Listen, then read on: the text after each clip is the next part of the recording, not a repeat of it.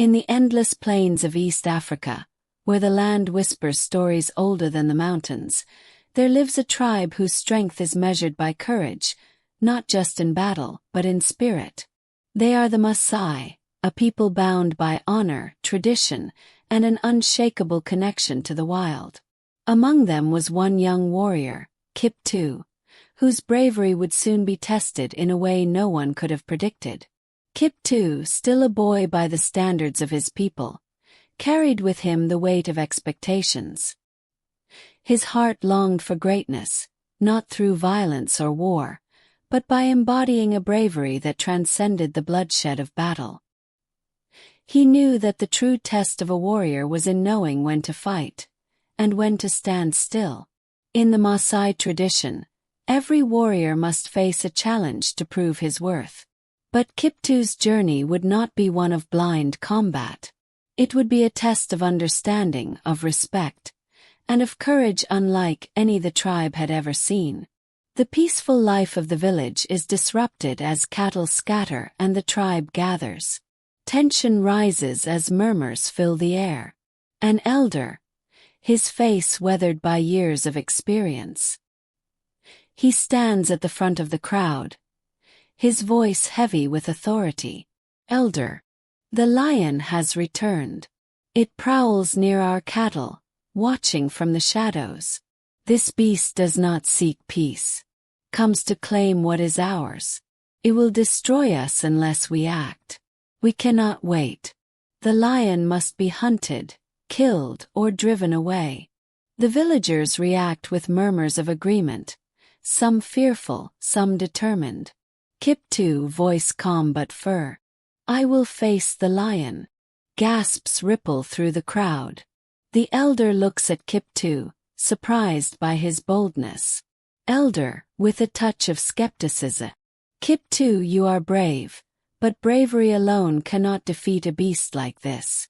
This lion is not just a threat, it is a symbol of our survival, a challenge to our way of life. You may not return. Kiptoo, I do not wish to kill the lion. If it must be done, then I will do it, but I believe we can find another way. We are not the hunters of this land, only its guardians.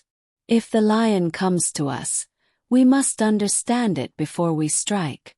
The elders exchange uncertain glances. After a long pause, one elder steps forward. Elder, you are bold, Kiptoo. Perhaps you see something we do not. If you succeed, you will earn our respect. But if you fail, it will be on your head. Kiptoo nods solemnly. His mother, who watches him with fear in her eyes. She approaches him, placing a gentle hand on his shoulder. Mother, Kiptoo, you are my only son. Do not throw your life away for pride or duty. The lion is not just an animal, it is death itself. Please do not go. Kiptoo softly. If I do not face this challenge, I will never be free of fear. The lion has come to test us. If I do not face it, I am no warrior. His mother remains silent, tears in her eyes, but she steps back, understanding his resolve. Kiptoo, now fully prepared with his spear, sets out alone into the wilderness. The wilderness is both a teacher and a test. In its vastness, it swallows all who are weak of heart, leaving only those who have learned to listen to its whispers. Kiptoo walked with purpose, knowing that each step brought him closer to the greatest test of his life. Every sound seemed to echo in the stillness of the savanna.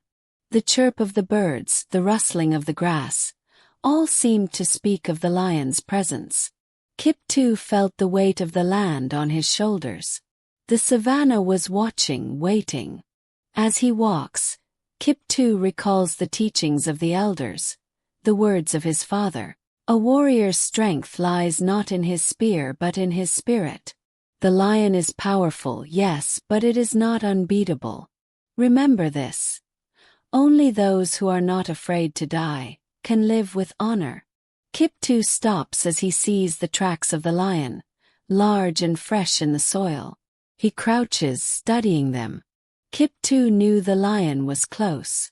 It had been here recently, marking its territory, perhaps watching him even now. Yet he felt no fear, only a deep sense of connection to the land. He was not hunting the lion. He was seeking an understanding. And there it was. The lion, in all its splendor and power, drinking from the waterhole as if unaware of Kiptoo's presence. It was a creature of ancient strength, whose eyes held the wisdom of generations. The lion looked up as Kiptoo approached, its gaze intense, challenging. Kiptoo did not pursue the lion, nor did he defeat it. He understood it. His journey had taken him to a new place, where power was not only physical but also tied to the mind and heart. He had discovered the truth not through victory, but through understanding. He knew that true strength was not about conquering others, but about understanding one's own truth and connection to the natural world. Kiptoo walks back toward the village. Kiptoo returned not as a conqueror, but as a messenger.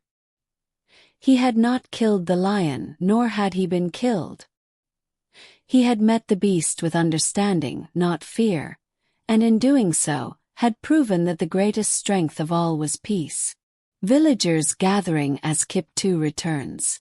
The elders stand, amazed by his calm and composed demeanor. He approaches them, his eyes steady and filled with quiet pride. Elder, you have done what no one else could, Kiptoo. You have shown us that bravery is not in killing but in understanding. The lion is a part of this land just as we are. Today you have taught us the true meaning of courage. His expression serene. His mother stands by his side, pride and relief in her eyes. Kiptoo standing tall, his spear planted in the earth beside him. In the land of the Maasai, the true warrior is not one who defeats his enemies, but one who understands them.